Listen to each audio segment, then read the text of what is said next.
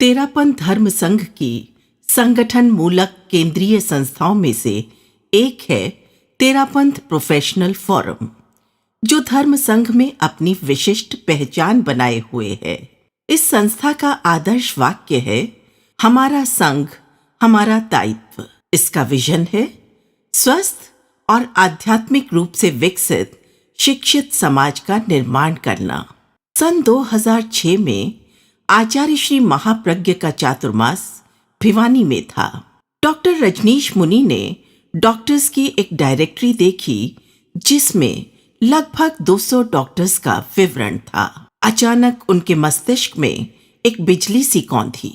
क्यों न तेरापंथ धर्म संघ के प्रोफेशनल्स का एक डेटाबेस तैयार किया जाए। और जल्द ही 2500 प्रोफेशनल्स का विवरण गुरु चरणों में समर्पित किया गया। चिंतन मनन के पश्चात यह तय हुआ कि सभी प्रोफेशनल्स को एक सामूहिक मंच प्रदान किया जाए, क्योंकि मुट्ठी में जो ताकत है वह उंगलियों में नहीं। इस सामूहिक मंच को नाम दिया गया तेरापंथ प्रोफेशनल फोरम।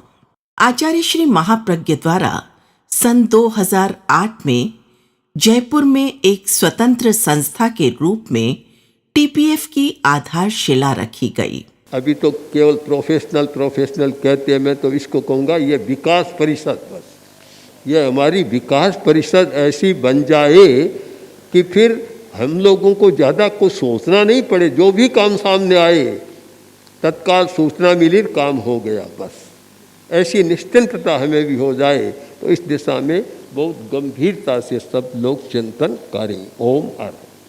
वर्तमान में इसे आचार्य श्री महाशमन जी का आशीर्वाद और संरक्षण प्राप्त है।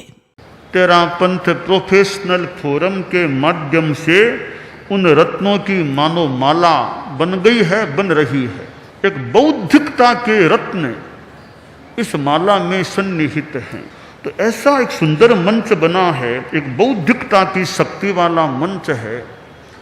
और जो फोरम के सदस्य हैं उनको भी बड़ा लाभ हो रहा है, ऐसा मुझे लगता है। वो बिखरे हुए थे, अपने अपने क्षेत्रों में अपने पेशे में काम करते थे, उनको समाज से जुड़ने का मौका मिल गया। तो यह फोरम और अच्छा विकास करता रहे। ऐसे रत्न अभी भी कई जगह और कई रत्न होंगे, उन रत्नों को भी ला करके इसके साथ पिरोने का, जोड़ने का प्रयास चलता रहे कि जो रत्न हैं पर वे अभी जुड़े हुए नहीं हैं, तो उनकी और ज़्यादा उपयोगिता बन सके। इस फोरम के साथ, इस माला के साथ वे जुड़ जाएं। मुनि श्री रजनीश कुमार जी के प्रभावी मार्गदर्शन में यह संस्था निरंतर गतिशील है।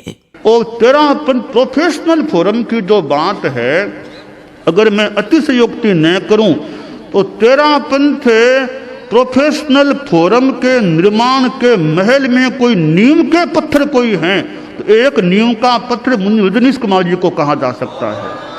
15 जून 2010 को इस संस्था का सोसाइटी एक्ट के तहत पंजीकरण किया गया। टीपीएफ के 5 मुख्य उद्देश्य हैं: आध्यात्मिकता को सरल बनाना, स्वास्थ्य, बौद्धिक सेवाएं, शिक्षा, नेटवर्किंग एंड फेलोशिप। स्वस्थ समाज निर्माण के लिए कटिबद्ध टीपीएफ के द्वारा 200 से अधिक मेगा शिविरों का आयोजन किया जा चुका है, जिसमें हजारों लोगों का निशुल्क स्वास्थ्य परीक्षण किया गया है।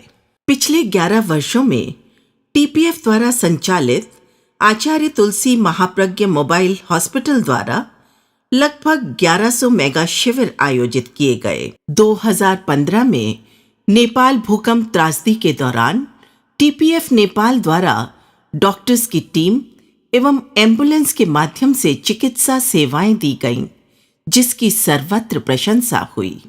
2014 में बाढ़ प्रभावित उत्तराखंड हो या जम्मू, या फिर 2018 में बाढ़ की विभीषिका से जूझता केरल, तेरापंथी परिवार का कोई बच्चा पैसे के अभाव में अपनी शिक्षा अधूरी छोड़ने पर विवश ना हो, इसके लिए आचार्य महाप्रज्ञ शिक्षा सहयोग योजना के तहत टीपीएफ द्वारा लगभग 4500 विद्यार्थियों को आर्थिक सहयोग प्रदान किया जा चुका है।